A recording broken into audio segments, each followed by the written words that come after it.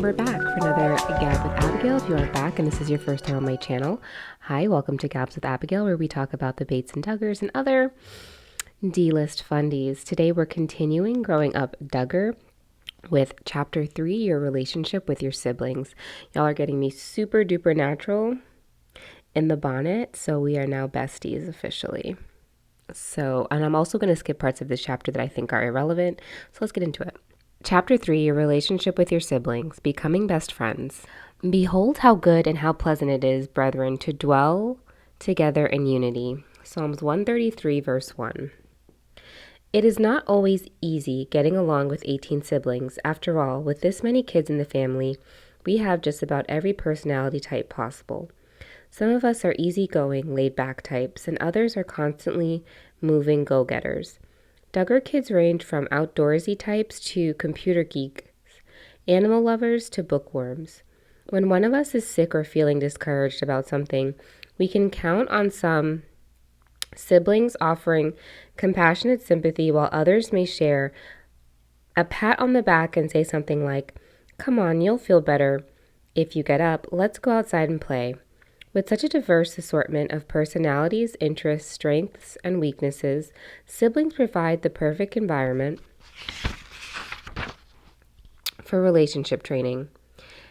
It might just be true that if you can learn to get along with your siblings, you can learn to get along with just about anybody. Maybe if you have a sibling or 2 or 10, you understand. And if you're an only child and don't have any siblings at all, maybe some of the stories we share in this chapter will give you ideas about how to relate more securely and pleasantly to other family members, and keep your friendship strong too. Duggar kids are just like human beings everywhere. We have faults and shortcomings that include the ability to irritate or mistreat others, especially our siblings. And also, like most human beings, we have the natural tendency to overreact or to react inappropriately when someone, especially a sibling, misbehaves or treats us unfairly. With a family as big as ours, the result could be a home that's a constant battleground of hot-tempered yelling, accusations, denials, hitting, name-calling, and general chaos. Instead, our parents work hard to make our house a peaceful, fun, comfortable, love-filled place where everyone is treated with patience and respect. But that doesn't mean conflicts never occur. Consider the time about 10 years ago when there were only 14 Duggar children, most of us still under the age of 15. And Dad brought some used lockers at an auction. We were so excited to have some place to store all of our own personal treasures, like our private stockpiles of candy, for instance. But then Jill opened her locker one day, looking forward to a sweet treat, and all she found was empty wrappers. Someone had stolen her candy. "Who got into my locker?" she asked the rest of us. Nobody offered up a confession. "That's it, I'm checking teeth," she said. And so she began, with the determination of a no-nonsense dental detective, or perhaps a veterinarian checking the age of a horse.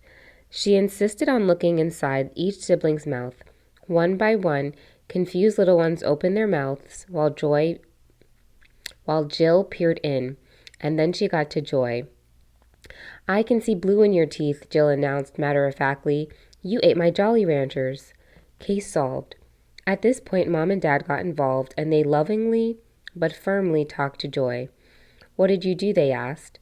Joy confessed she had opened Jill's locker, looking for something, and found the stash of candy and ate one piece, then a second, and kept going till she'd eaten all of it. She apologized, more about the Duggar-style apologies later, and Jill quickly forgave her. Something every person needs to learn from an early age is that we can be forgiven for whatever we do wrong, but there are still consequences. I don't gotta say it because y'all know. So then the Duggar family penalty was imposed. If you take something that isn't yours, you must repay it, and oftentimes double repay it to learn your lesson. When it was all said and done, Jill ended up with more candy than she had before, And Joy learned to never take something that doesn't belong to her. Soon after that incident, we all got locks for our lockers. Offering apologies and forgiveness. One of the ways our parents have taught us to keep our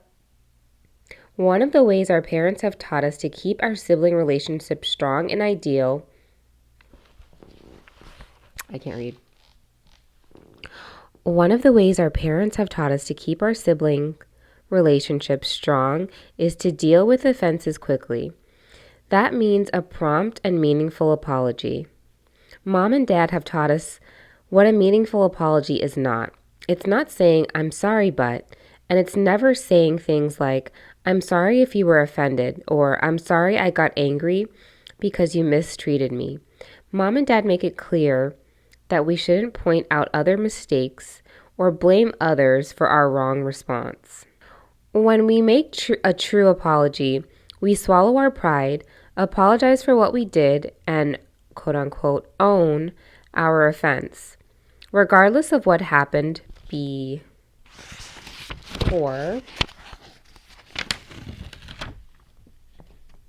or after it. Even if we feel the other person was 90% wrong and we were only 10% wrong, we apologize for our 10%. You know what this makes me think of is like how Josh is basically filing to appeal his conviction. And so it's like, I haven't finished reading the entire like affidavit or whatever those are called. But like the first couple pages is describing how he basically wasn't that, yeah, there was some CSAM that was downloaded, but he didn't watch it. And so this makes me think, oh, so like he was 90% wrong, but the other 10% he wasn't. He needs to apologize for that or sit in prison for that. But like I said, I'm not done reading it, so. Mom taught us from a young age to look the person in the eye and say, with a humble attitude, "Johanna, I was wrong for being selfish and taking the toy away from you. Will you please forgive me?"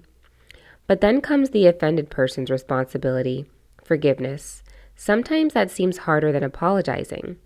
Sometimes people think if they refuse to forgive someone, that's a way to get revenge. The truth is, bitterness will eat us up inside. And I definitely agree with that. In terms of like how holding on to something that you're angry about will just continue to make you angry.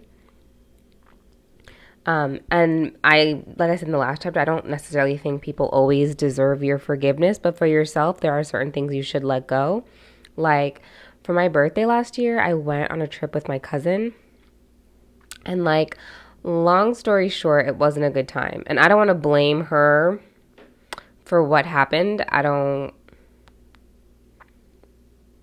I feel like I'm still like, I don't know how to describe it, but basically like I spent a lot of time mad at her, like a lot of time, like more time than probably I think she probably fully processed in terms of how much it offended me what she did, even though she like semi-apologized. And I'm sure she wouldn't say it was a semi-apology, but like it was one of those situations where it's like if you have a problem with somebody that you care about, you tell them, right? As this is basically saying, like if somebody does something to offend you and you tell them, you should receive a full apology for that. It shouldn't be kind of like half-assed. And I'm sure for her, she wouldn't say it was a half-assed apology. I think it's one of those things for me that we never talked about it in person. So I haven't fully like really got to express why it upset me so much. So I've held on to it. And to this day, like I really do, I'm still having a hard time letting it go because I hold on to things really like personally for me. And that literally it did put a bitterness in my heart for her for a really long time. And even still now, like where, for example, she made a new Instagram and Instagram is constantly recommending me to follow her. And I have not. And I think also on the other hand, I'm sure Instagram is requesting for her to follow me. Not requesting, but like, you know how it suggests it to you. And she has not requested to follow me either. And I'm sure it's the situation where like, because I made her unfollow me, when everything all went down, which I really hadn't intended to do. I wish I hadn't done that, but So at this point now, I would have to be the bigger person to follow her. But like I said, I still I don't want to say it's bitterness, but like that angriness hasn't really, that angriness hasn't 100% gone away. And I kind of agree that kind of stuff can really make you bitter. It really can. And I'm never afraid to say when I'm like bitter about something. You did me a personal offense, you did me a personal offense. That's all I'm going to say about it. Dad says when you won't forgive, it is as if you're saying to the one who wronged you, I'll show you. I'm going to make you suffer for how you hurt or offended me. You're going to be sorry now. Then it's like you turn around and drink a cup of poison. Instead of getting revenge, you're really just hurting yourself. Mom adds, no one enjoys being around a bitter, angry, complaining, critical person. Is this about Jill?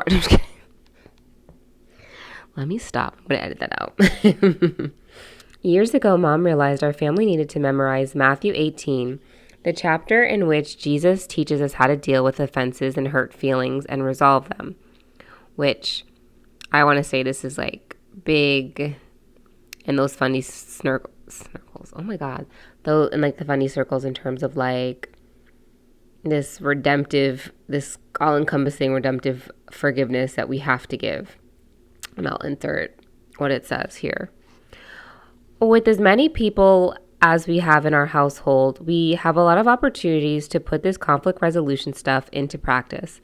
Dad reminded us that when we pray the Lord's Prayer, Matthew 6, verse 9 through 13, we are asking God to forgive us to the same degree we forgive others. It says, forgive us as we forgive. Dad asked us to think about those words and take them seriously. Even though we might not feel like forgiving someone, we must choose to forgive every person who offends us and do it even before they ask and regardless of whether they ever do ask. I just feel like this is like more of that talks. Even though I know they aren't writing this with us knowing because this comes out obviously before the whole scandal came out, but it's like this is what they're being taught about that situation. And I don't think it's wrong necessarily to want to forgive Josh so that they could move on with their lives and not dwell on the trauma. But the idea of like, regardless of even they apologize, you need to forgive him.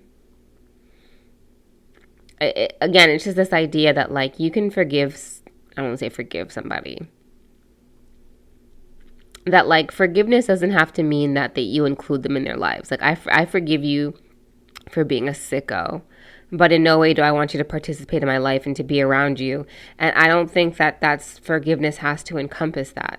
I forgive you. Like, you know what I mean? Like how even the previous page, right? You can't say, oh, I forgive you for being a trash ass person. When sometimes that is the case. You're a trash person. And I forgive you for that because I'm going to remove you from my life. I forgive you for the fact that you don't know how to be a better person. You don't recognize you're a trash person. Or else that I don't want to engage with you. You know what I mean? And we must come to the place where we say, Lord, I choose to forgive, name of the offender, okay, Josh, for touching me inappropriately. It's a choice we can't afford not to make. The choice to forgive doesn't always free that other person from the consequence of his or her wrong action, but it frees the forgiver from the negative feelings towards the offender. And if we still have feelings of bitterness, the Bible says it's important not only to forgive the other person, but also to go a step further and look for ways to bless him or her. Like, could you imagine? Like, and this is like kind of just like, I can understand from the perspective that Josh is their brother. And I understand that obviously they weren't writing this necessarily with that in mind. But the idea that you have to or you're going to feel bitterness in your heart for that person, that it absolutely will free you from those negative feelings. I get not wanting to have negative feelings for people. Because like I said, like with the whole situation with like my cousin, it does bother me. Like, you know what I mean? It's frustrating to me to feel upset that way about it. Like when I just see, or if she's mentioned to me, but at the same time, that's not a situation that's as extreme as somebody you as a child. And like the fact that it's not like, I can understand, okay, the forgiveness part, but this suggesting that you go the extra mile of actually looking for an opportunity to bless that person. Like, just imagine in the context of everything that was going on with Bill Gothard, that this is the kind of stuff that you're being taught, right? Or that even like when Anna was cheated on by Josh, that she needed to not only forgive him, but then look for ways to bless him, as if she wasn't spending the entirety of her whole life being devoted to him and doing whatever she can to bless him. It's just really nuts. Going the second mile. Daddy shared with us the principle of going the extra mile from Matthew 5, verse 4. In Jesus' day, the law required that any Jewish boy over the age of 12 could be forced away from his own concerns at any time to help a Roman soldier carry his pack for up to 1 mile in any direction. In much the same way, Simon of Cyrene was forced to bear the cross of Jesus. See Matthew 27, verse 32. The Jews of Jesus' day, of course, deeply resented this humiliating law and saw it as a symbol of foreign domination. You can imagine then their surprise when Jesus said, "Go with him 2 miles." Jesus knew that by going the second mile, the offended would be set free to show God's love to the offender. Picture the Roman soldier saying, okay, you're relieved from your duty now. You've gone your mile. And hearing the other person respond, I'd like to carry your pack for another mile. What do you think the first question out of that soldier's lips would be? No doubt, you guessed it, he would say, why are you doing this? And that person would just have to open the door to say, well, because there was this man named Jesus who taught me to go the second mile. Don't you know that message would fall on open ears? That soldier would want to know what could motivate someone to show such an undeserved kindness. It's almost like, it's wild to me that these are the same people who will say this and believe this and then be very, very angry about the mask mandates and just not wear a mask. Go the second mile for the people around you. I just thought that those basic common courtesies, that you have this kind of story in a whole fucking book, but don't wear a mask. Like, it's just very insane to me. The disconnect. Learning a memorable lesson. Okay, Jessa and I, Jana, got a memorable lesson in how that works when Jessa was 6 and I was 8. At the time, we lived in a 4-bedroom house, and Jill and Ginger shared one room, and Jessa and I shared another. It's hard to imagine it now, but at the time, Jessa and I really didn't get along, which is probably why our parents put us in the same room, so we could work on our relationship. We shared a bunk bed. I was on top and Jessa was on the bottom. Every night, as I was trying to go to sleep, Jessa would kick my mattress, thump, thump, thump. I would ask her to stop, but she would keep right on kicking. This continued until I called Mom in and Jessa got in trouble, but only a few nights later she'd be at it again. Thump, thump, thump. That bother you up there, Jana? She would say with a giggle. No, this was early in the development of Mom and Dad's parenting skills, and they had not yet adopted some of the rules and practices we'll describe a little later. Our parents were tirelessly consistent about getting on to Jessa, but Jessa likewise was tirelessly consistent with her aggravating ways. Repeatedly, Mom and Dad corrected Jessa, and each time they would have her come back in and apologize to me. Then we would give each other a hug, but still the two of us just couldn't get along. Finally, I began to simply avoid Jessa whenever I could because it seemed she was always looking for ways to annoy me. One night during our family devotions, which we call Bible time, we read about the Apostle Peter. I remember thinking he must have had an annoying person like Jessa in his life because he asked Jesus, "How many times can my brother offend me and I still forgive him? 7 times?" Jesus said, not 7 times, but 70 times 7.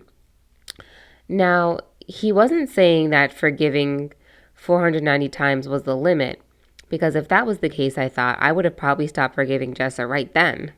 It's actually funny. Dad explained that Jesus meant You keep forgiving your brother as long as I keep forgiving you. What if that's what Jesus literally meant? Like after the 490th time, that's it. That's a wrap. That person is kind of a bitch. That person is a terrible person. They're going to hell. Let's just write this off right now. Even at a young age, I knew Jesus had already forgiven me for way more mistakes than Jessa had even thought of making.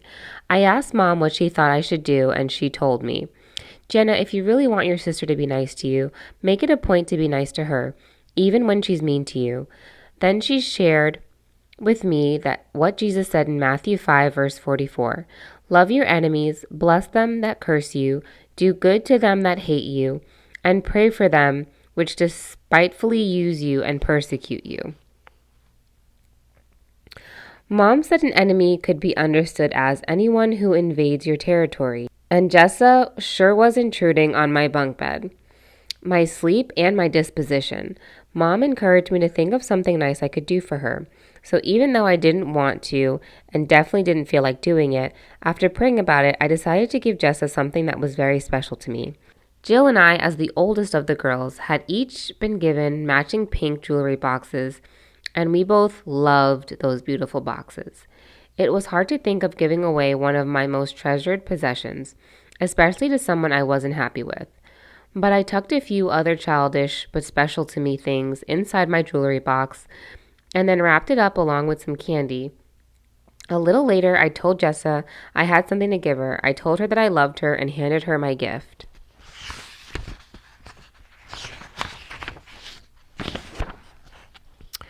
From my perspective, I, Jessa, admit to having been a very strong-willed child. I enjoyed irritating my big sister Jana because I thought it was funny to see her response.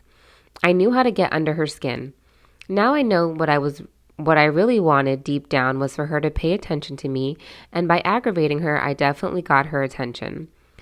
The heart change for me began the day that she handed me that unexpected gift. I couldn't believe it at first. What kid doesn't like to get a gift?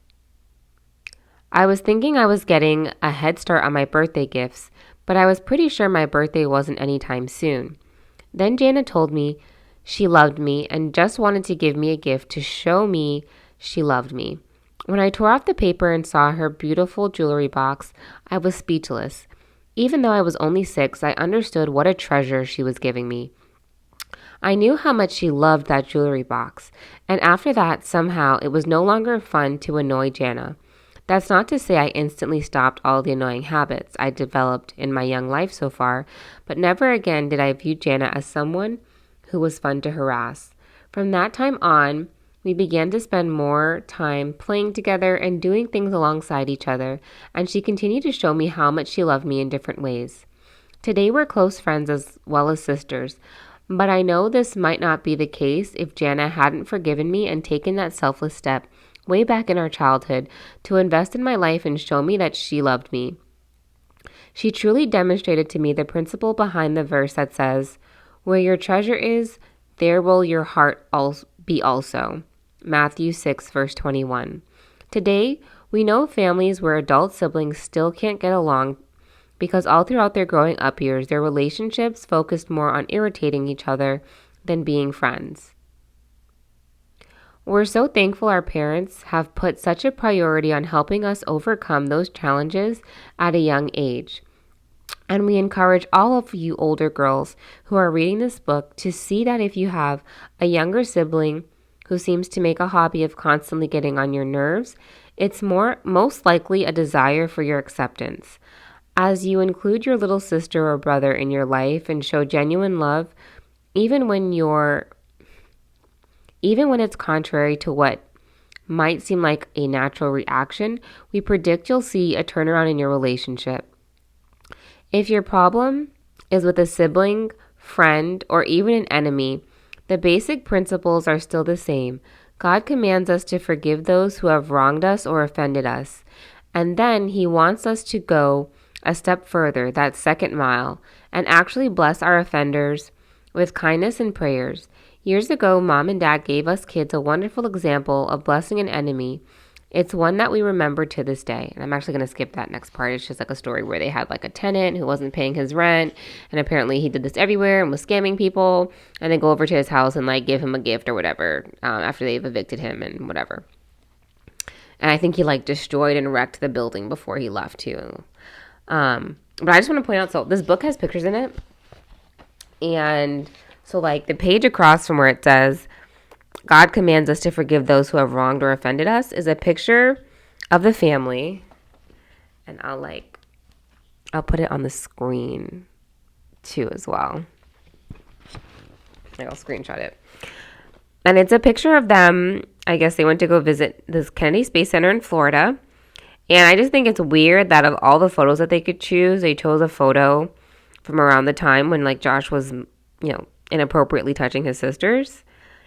So, I don't know. That to me is just kind of a wild choice, but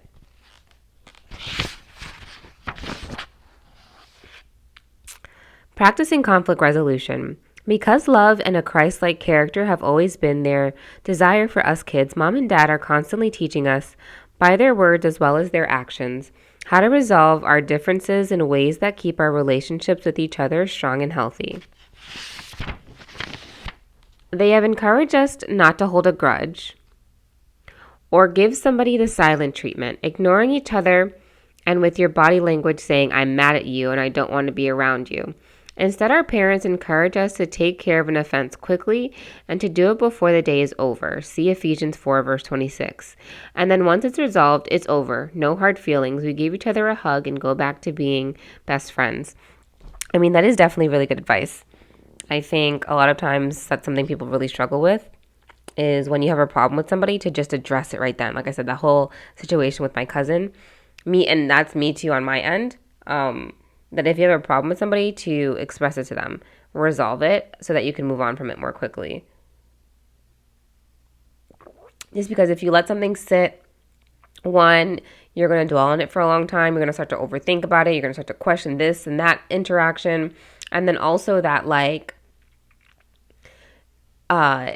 if you don't say anything when it happened and then it happens again or it happens another time and you don't say anything those times either, and then finally you do eventually bring it up, or you bring it up 10 days later or a week later or 3 months later, 6 months later, and it's kind of like that person, one, can't remember, or it's like, well, why didn't you bring that up to me before so I could have stopped doing it, And so I agree with that. Like, people really do struggle with that, of just like, say how you feel. That's really, like I said, my 2022 New Year's resolution is to be more transparent with people and how I'm feeling about them, like right away, and to stop trying to basically spare anybody's feelings about the situation, because it's just going to end up like becoming bigger than it is if you had just said it at that time. There's always, of course, I think there's an appropriate need for some situations to sit and think about it. Like, am I having an appropriate reaction to this? Like, is this, to sort through it yourself, to try and do that before you bring it to that person. But you shouldn't be feeling that way for like 3 weeks. That's getting inappropriate now at this point. Or letting them do that to you more than like 2 times, Apologies and forgiveness are crucial in this process. But we are learning that many of these ill feelings can be avoided from the start if we have a correct response at the onset of a situation. Proverbs 15 verse 1 says, A soft answer turneth away wrath, but grievous words stir up anger. This is why Mom works hard to respond to a frustrating situations with a soft, almost whisper voice, and encourages us to do the same. She's seen that responding with loud, angry words only serves to bring more heat to the confrontation. Words are like toothpaste in the sense that once they come out our mouths, they are not going back in. I like that idiom. Is that what that is? Is that what an idiom is? I like that though, because that's really true. Like, once you've said something, you've said something. I am a firm believer in being careful with what you say, but being careful with your word choice as much as possible, because one, out of the abundance of the heart, the mouth speaks. So there isn't any going back and saying like, oh, I didn't mean that, and something like that. Like, you said it. Why would you say something you didn't mean? I used to like get on my ex about that all the time because that used to annoy me as a character trait where he would just say things like to get a reaction out of me or like just say things like he didn't mean or that he like and to him, oh, I didn't mean that. I just wanted to see X, Y, and Z.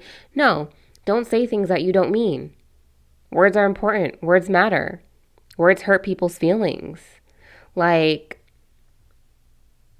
he called me prudish, and that bothered me so much. And I'm sure that if I said that to him, that he wouldn't understand why it bothered me because it's like, oh, well, you are. And to me, it's kind of like, it bothers me because it spoke to how little you understand me. And like that you wouldn't understand why that would offend me so much. Like that's why. It's not even necessarily that I'm not, but that you wouldn't recognize that kind of thing about who I am. I clearly have a lot of really unresolved trauma from this relationship. But it's just very true to me like that. I it bothers me a lot when people aren't careful with their words and try to say like, oh, I didn't mean it that way, or blah, blah, blah, blah. Like, well, you said it. So why did you say it if you didn't mean it? You know? When we find ourselves in the middle of a conflict where an argument is erupting or a wrong is being committed against us, Mom encourages us to think before we speak and ask God to help us have a soft answer. Talking sweet. It is understood in our household that tattling, taking a grievance straight to Mom and Dad, is not the proper way to handle a dispute. If we complain to Mom and Dad, we know that their first question will be, did you talk sweet? If our answer is no, we have no business coming to Mom and Dad. Did you talk sweet? What a weird way to say that. In Matthew 18, Jesus tells us that if our brother or anyone, it's not funny, but it's not funny. That if our brother or anyone has offended us, we are supposed to go to that person and try to work things out in a kind and gentle way. Only after we have tried to encourage offenders to turn their heart toward God and do what is right, as Mom explains it, should we then bring the problem to the one in charge.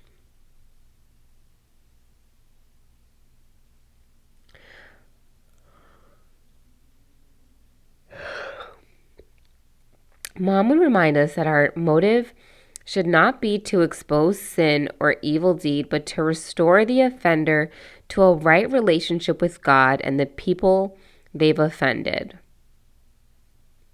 Like, so you can understand why Josh got away with this and it was hidden and covered up for such a long time. And that even still, that if somebody else had discovered the child material on his computer, that the emphasis is on getting your heart right with God and apologizing to the people that you offended. In that kind of situation, who's the person that you offended? Anna? Your kids? The people in the video? Which is why you should go to prison. That's how you make it right with the people you've offended. Like your parents, because you strayed away from what they taught you and you know better. Like,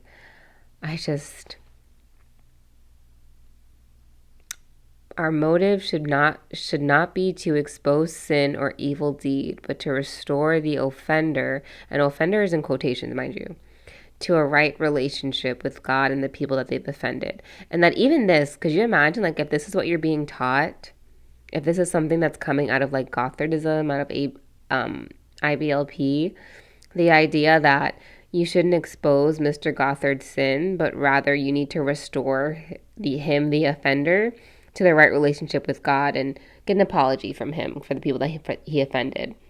It makes sense why his brother was able to get away with what he did. When I say his brother, I'm talking about Bill Gothard's brother. And it's just really nuts. It's just really nuts. So here's how it works. Let's say Jill and I, Jana, are youngsters again, and Jill takes my cupcake. I can first run to Mom and Dad and yell, Jill took my cupcake. That would be tattling. To be a restorer, is that a word? To be a restorer. It's hard to say.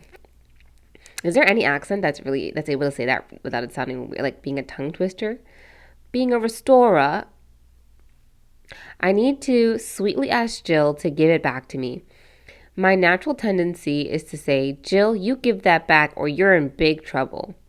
But that's not how to restore the relationship. Instead, I need to say, Jill, would you please do what is right and give my cupcake back? If Jill doesn't return the cupcake, preferably uneaten, then I go to mom and dad with the problem. And most likely, Jill will face some consequences that give her a clear picture of what she did wrong. Mom and dad guide the younger Duggar kids through this conflict resolution training several times a day. This is not something that comes natural. It is a learned behavior. Our parents have tried to be consistent, and they have seen it pay off. Our parents have told us that a true friend is someone who encourages us to do what is right. As brothers and sisters, we're also friends. We each have a responsibility to the Duggar family to keep one another accountable. And what I would say about that though is that is very pretty good solid advice though. Like I get the point of that, of saying why you don't necessarily want to tattle and get your parents involved. You want to practice working out conflict resolution between each other, especially if it's something like that simple. Because to some extent, if you go to your parent and your parent solves the situation and then also decides to punish you, you're going to resent that sibling for the fact that you had a punishment, even if it is something that you did wrong. Because it was like, oh, it wasn't that big of a deal. Why did you go and tell, and which is why I understand they gave a simple little example. But from a grand scheme of things, I'm glad you gave something light, but I just could see how this kind of teaching could set people up for abuse. So if I, Ginger, see James ride down the driveway on Justin's new bicycle without permission and then leave it lying in the mud behind one of the cars, I don't tell Mom about it. I first go to James and encourage him to do the right thing, move the bike, clean off the mud, and then apologize to Justin for mistreating his new bicycle and for riding it without first asking Justin for permission. If James refuses or says he'll do it later, then I've done all I can and now it's time to get a parent involved. I would ask James to come with me to talk it over with Mom and Dad, and again, the conversation needs to unfold in a sweet, respectful tone. Our heart's motive here is so important. It could be our goal to see relationships restored. It should be our goal to see relationships restored, not merely to be the first one to expose others' misdeeds to Mom and Dad. Mom will often ask us, are you looking to be a restorer or an exposer? I'm exposing shit, Michelle. I'm airing it out. And like even that, right? Could you imagine? Like this is the kind of thing that Jill would be growing up with in her house, like, and being trained constantly to be in this mindset of, are you looking to be a restorer or are you looking to be an exposer?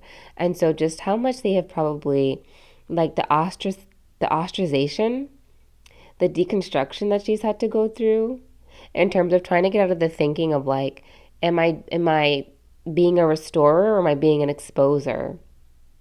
You know what I mean? In terms of like the struggles that she's had with her relationships with her parents as she's tried to establish more boundaries, and how Michelle has basically alluded to as much, if I can find the clip, of basically saying like, you're an exposer, not a restorer. And that whole situation where like with Jill and Joy, where Joy liked a post from the Duggar Bates confession page that basically is kind of the same thing, which is that Joy agreeing to this, Jill being a exposer, not a restorer, and just the deconstruction that needs to really happen to kind of unlearn these sort of things, to being able to recognize, like, it's interesting because this is to some extent good advice, but you can see the extremes that they take it. Like, they water this down so much.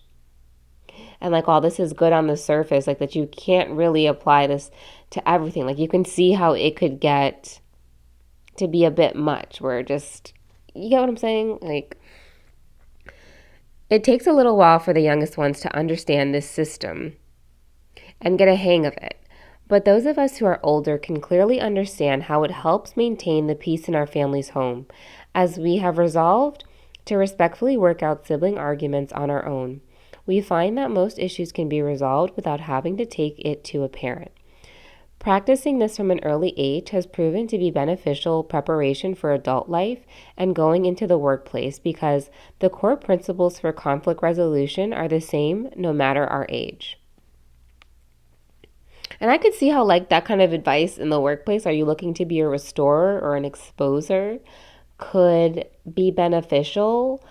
Like to go to your coworker first to talk about something that's like bothering you, or that they're doing, before having to take it to a manager, that you don't want to immediately step over that person and go and, like, expose whatever, accuse them of something without trying to first practice, fix it yourself.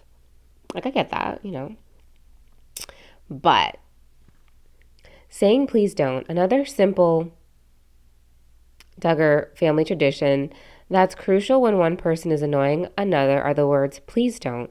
In our family, those two code words mean don't do that again. For example, if Jeremiah grabs his twin brother Jedediah around the neck and wants to wrestle, Jed has two choices.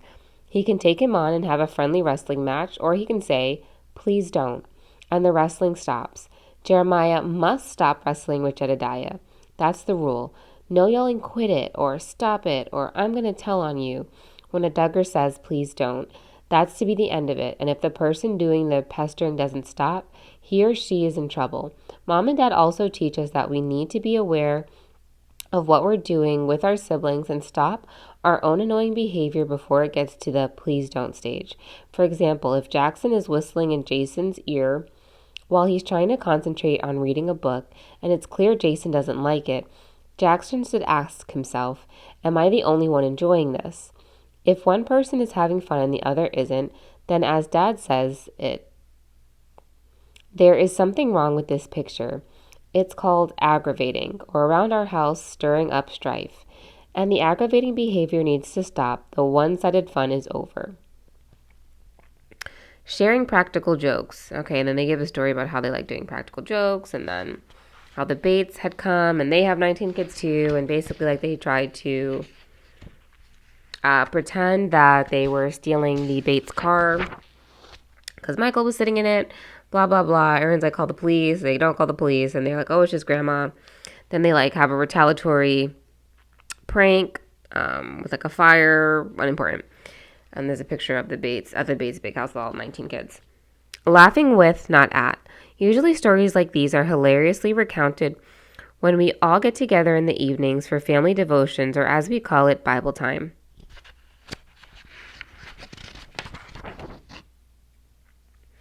Also kind of, like, irrelevant. It's just talking about, like, Josiah tells a story, and it's like, oh, it's an opportunity that where we could have, like, laughed at him for making that kind of mistake. Instead, we prayed and we're grateful.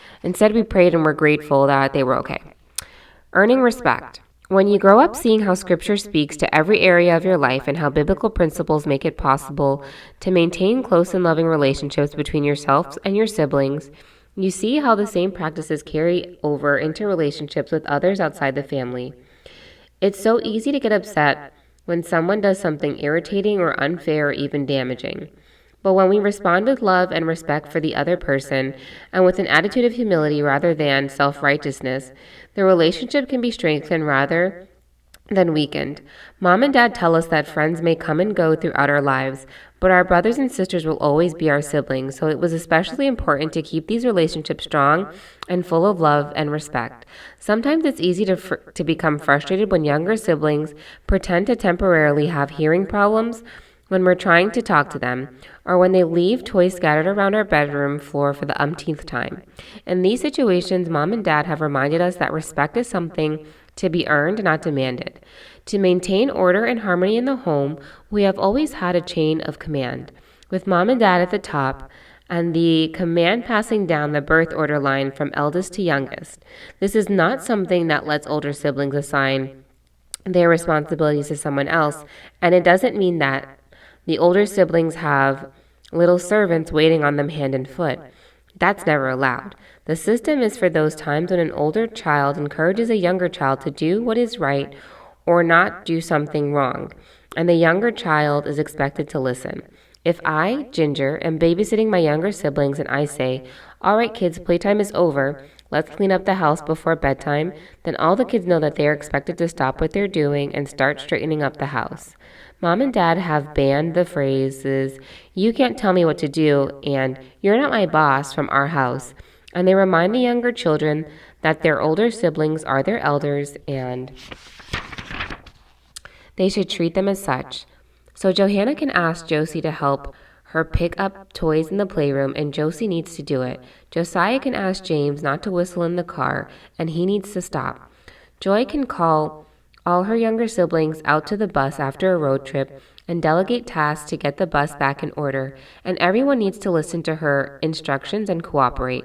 This process has been beneficial and has helped our family work together as a team.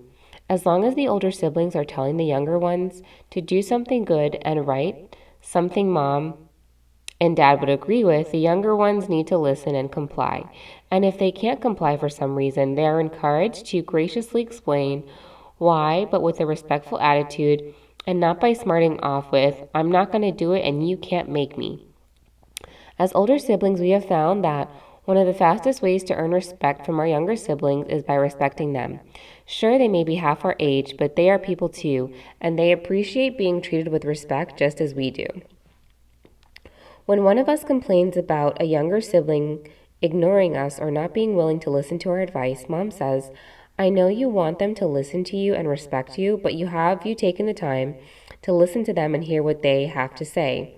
Her words make us stop and realize how often we may have been too busy to hear them tell their favorite jokes, yes, the same one we have heard over and over at least 20 times, or to hear them excitedly tell us about the new words they are learning to read, or maybe to listen to them play a violin piece they've been working hard on for several weeks. When I, Jessa, was young, the thing that meant the most to me was seeing my older siblings enjoy my sense of humor. I know now that I didn't always have the funniest wisecracks or jokes to share, but I really felt loved and important when they listened to me and laughed at the things I thought were funny. Ginger has a special talent when it comes to musical abilities. She has always been diligent in her music practice and has really excelled. She is concert pianist material. But when she was younger, there was a time when she compared herself to some of us other siblings, and I can tell she was a bit discouraged. Different ones of us were able to cheer her on with an encouraging word here and there, and today she's the one giving us piano playing tips. As older siblings, our words and actions have so much power. As older siblings, our words and actions have so much power. They can either boost or shoot down our younger brothers and sisters' self-esteem. Mom and Dad have encouraged us to praise the good character we see in our siblings instead of always focusing on the negative things. I know some people need a little bit more focus on the negative. We needed to draw that out. Instead of focusing on the food still stuck on the corner of the table after a little one tried to wipe it down, we've learned to praise their efforts in doing the job in the first place. Mom explained that praise is not the same thing as flattery. Praise focuses on character qualities such as diligence, attentiveness, or creativity, while flattery is saying things like, "You are so gorgeous," or "You're so smart," or "You're the best violinist in the whole world." You know what I mean? Like those character qualities, since they're being redefined as anything. Flattery can create a wrong attitude of pride because it focuses on outward appearance or God-given talents, things that individuals can't rightfully take the credit for. If you work really hard to become a good pianist, that's not necessarily like just your God-given talent.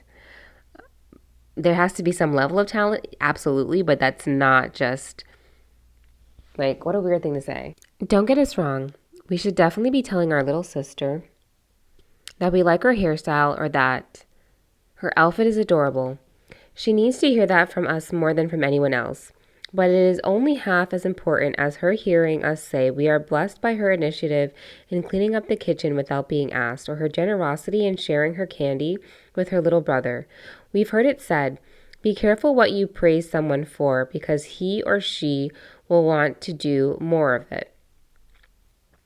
And yet I know that these are people who would not say, like, be careful of praising somebody who's rich, like who would not speak out against Jeff Bezos or any of the people who get praised for being the richest people in the world, who get praised for wealth hoarding, basically, or evading their taxes. Um, but that's a story for another day.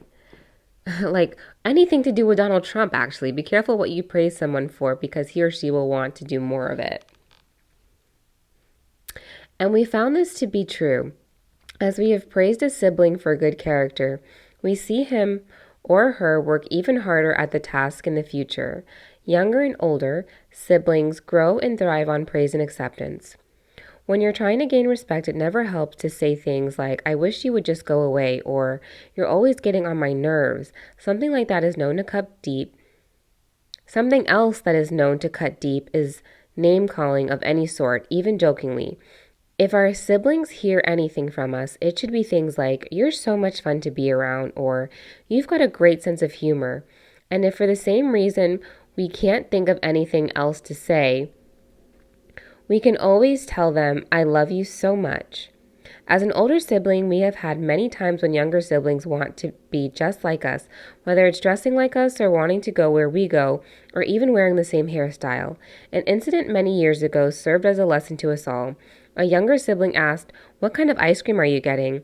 And the frustrated older sibling replied, you don't have to always copy everything I do. Why don't you just pick your own flavor?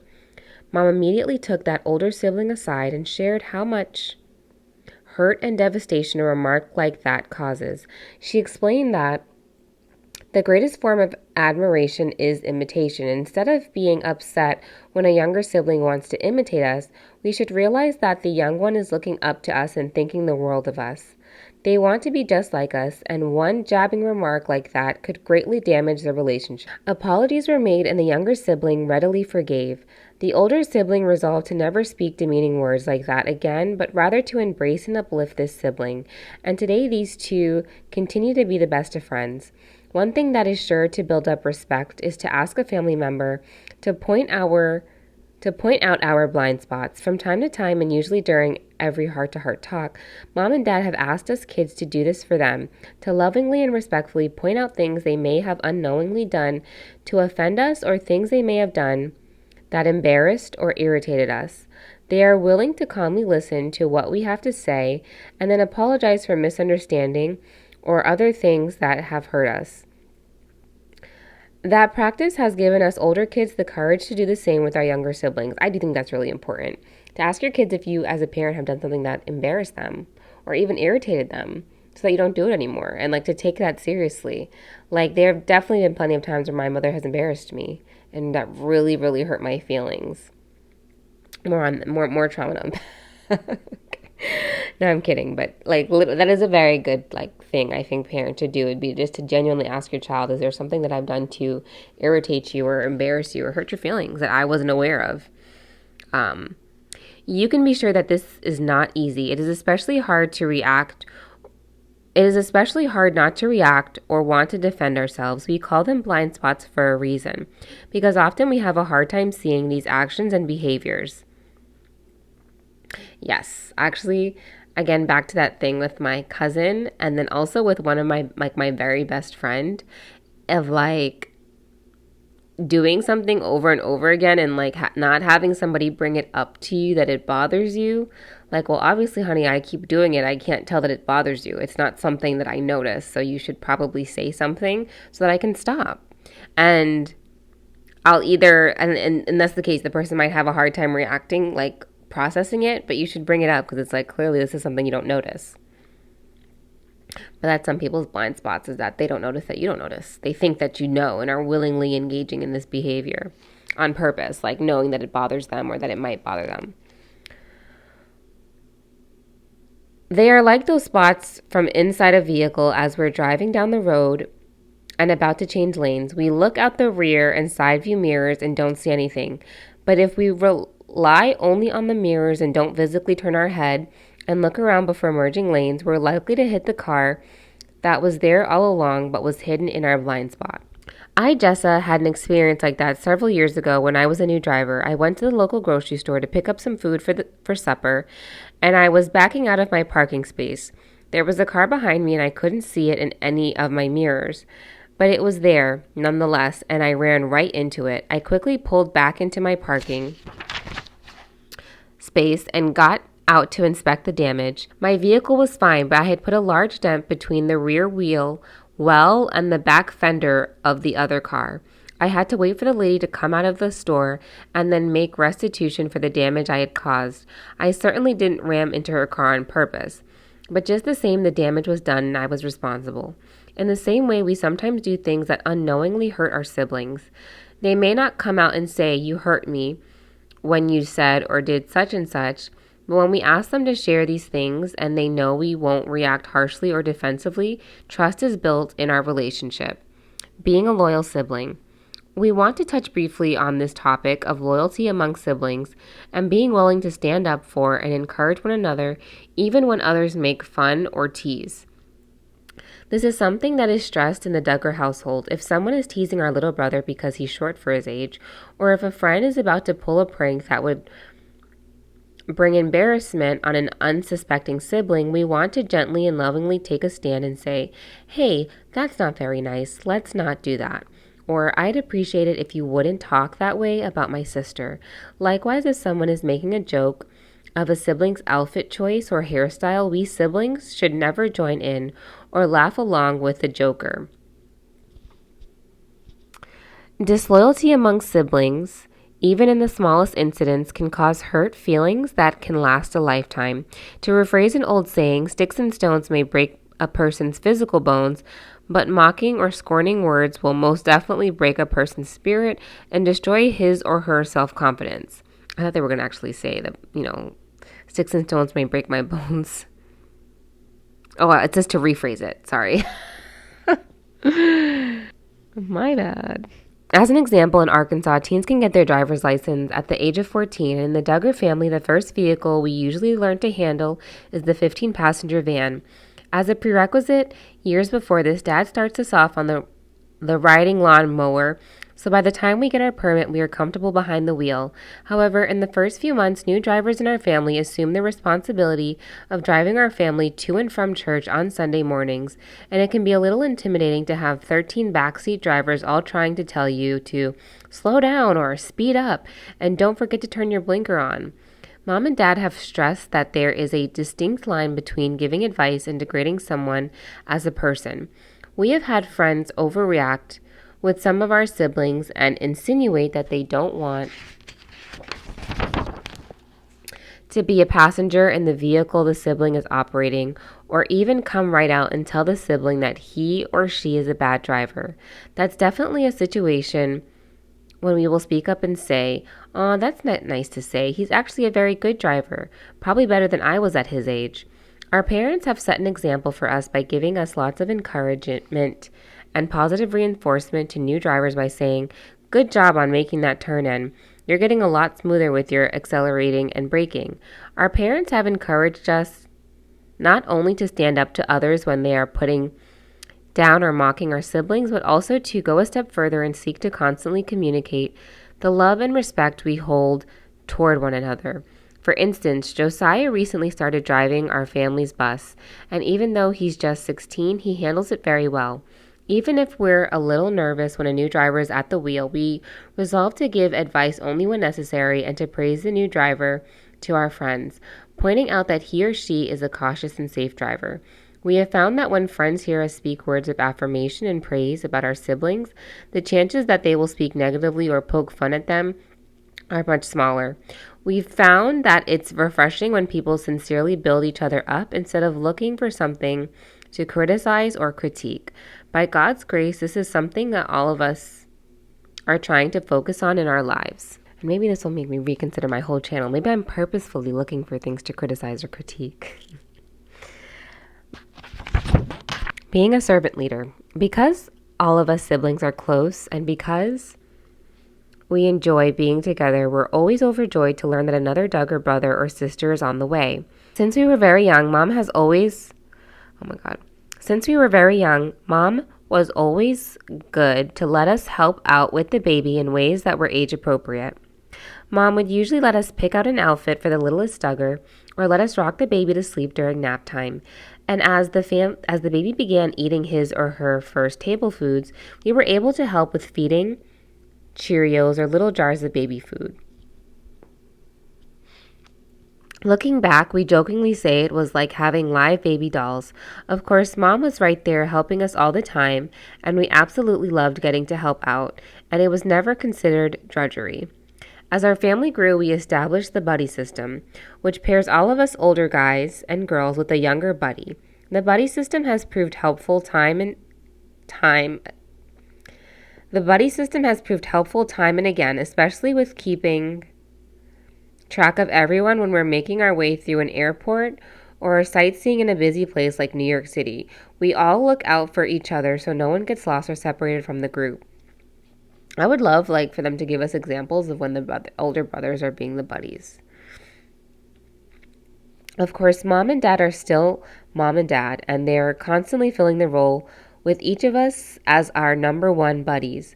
But we older kids enjoy being able to help out wherever we can. We typically assist the littlest ones in ways such as fixing their hair or filling their plate at mealtime or helping out with their music practice. Occasionally, we may substitute for Mom in teaching a phonics lesson. Occasionally. But lest you get the wrong impression, be assured this is not a one-sided ordeal. We also encourage our little buddies to practice doing things on their own and to help us with chores, working alongside us as we scrub dishes or work in the garden. This helps them grow and mature with the understanding that the world doesn't revolve around them. As Mom has told us repeatedly, a person will be blessed with true happiness and joy only when their focus in life is on what they can give, not get. The Duggar household runs smoothest when everyone, young and old, to the best of their ability, makes it their goal to serve and give 110%. In Matthew 23, verse 11 through 12, Jesus said, "He that is the greatest among you shall be your servant, and whoever shall exalt himself shall be abased, and he that shall humble himself shall be exalted." By looking for ways to serve our younger siblings, we older kids have the opportunity to display servant leadership, something Jesus calls every Christian to do. This attitude helps the younger kids respect us, and in turn they desire to be a servant leader towards their younger siblings. This mindset has strengthened and brought us closer as a family, and it has helped us to learn to work together as a team. Sharing loss. We were thrilled when Mom became pregnant in 2009 with the baby who turned out to be our sweet Josie. And when Josie was born in December of that year, nearly 15 weeks early, she weighed 1 pound 6 ounces. Her head was the size of a cue ball, and her body was oh so tiny. Mom had suffered a nearly fatal episode of preeclampsia, and we all wanted nothing more during that time than to be together, cling to each other, and pray together as we thanked God for His mercy. In sparing both Mom and Josie. No one thought it odd when Dad said the whole family would be moving to Little Rock for a few months so we could be together until Josie was ready to come home. That's what we wanted. Josie's fragile start in life was one of the most difficult things we had ever experienced. But as the week passed and she grew stronger and stronger, we witnessed miracle after miracle as we saw how God used even Josie's premature life to touch many people and draw our family closer together.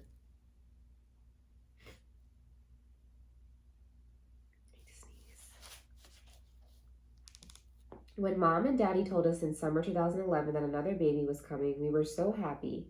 And in December of that year, we excitedly waited for them to come home after Mom's 20-week ultrasound at her doctor's office.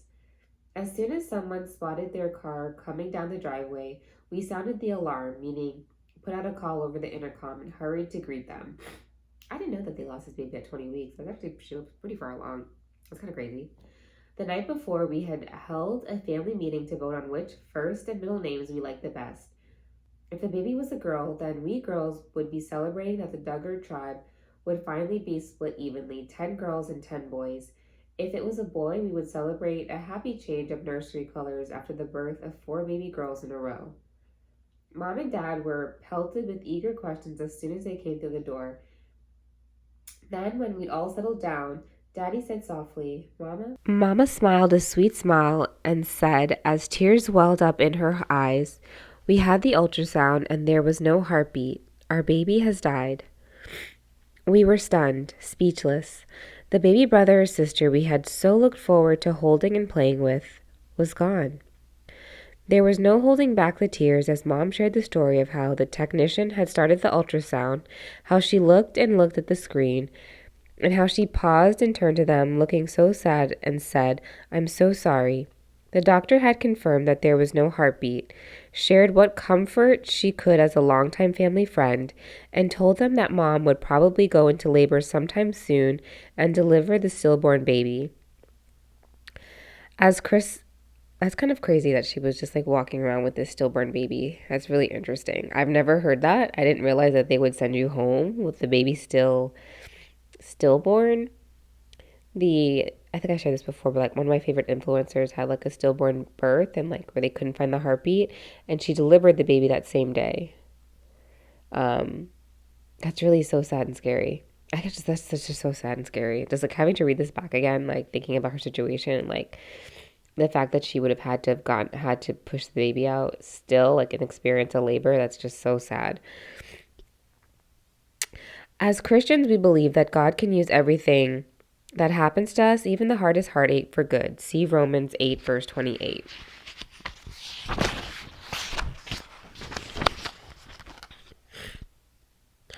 And in faith we thank God in everything. 1 Thessalonians 5, verse 18. So we weren't at all surprised to have Dad tell us that one of the first things he and Mom did after hearing this devastating news was to pray together, thanking God for the weeks they had had with the baby, as they happily anticipated the joy they would feel when they had held the little one in their arms. They thanked him for their unshakable faith that they would see the child someday in heaven, and then they asked the Lord for peace and for strength they would need to go home and share the hard news with their other children. Mom and Dad told us it's natural to weep and we shouldn't be ashamed of our tears. We all feel great sadness when we lose a loved one. They reminded us that we don't weep as others which have no hope. 1 Thessalonians 4, verse 14. 1 Thessalonians 4, verse 13. Because we know that one day we will see our sister in heaven, but we sadly miss her now. A few days later, Mom went into labor, and little Jubilee Shalom Duggar was born. Her name means joyful celebration of peace. She had beautiful blue eyes and a very cute little Duggar nose. She looked perfect in every way. Our family held a memorial service for Jubilee a few days later, with close friends and family in attendance.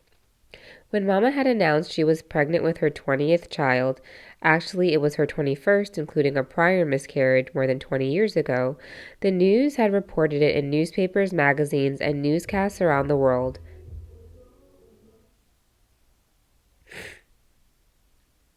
When Mama had announced she was pregnant with her 20th child, actually it was her 21st, including a prior miscarriage more than 20 years ago, the news was reported in newspapers, magazines, and newscasts around the world. Now the headlines around the world reported Jubilee's passing, along with statements from our parents confirming that our little sister was loved. She was worth naming, worth having a memorial service for, and she would be missed. In the months since then, we have seen how God used Jubilee's short life and our big family's love-filled reaction to her death to remind people of the true value of life, born and unborn. Oh, here goes the pro-life shit. We've also seen the value again of being a family of close relationships. When we go through challenging times of difficulty and change, God wants us to turn to Him and realize just how much we need Him. Our parents guided us through our grief over Jubilee's death in ways that have helped us see that God is in control no matter what happens. Through the whole birth, burial, and grieving process, God drew us closer to Himself and to each other. Those are just a few of the many ways God brought something good from what seemed to be a tragedy.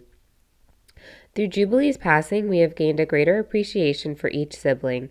The experience encouraged us to love each other even more, underscored our belief in the value of life and challenged us to take every opportunity to invest ourselves in each other, realizing we may not have tomorrow. But that's it for this chapter. I'll see you guys for the next one. I think it's interesting how Josh is not mentioned anywhere in this book as an example until we get to the relationship with guys chapter. But see you guys for the next one. It's like you niggas gotta stop acting weird. You niggas gotta stop acting weird. You niggas gotta stop acting weird.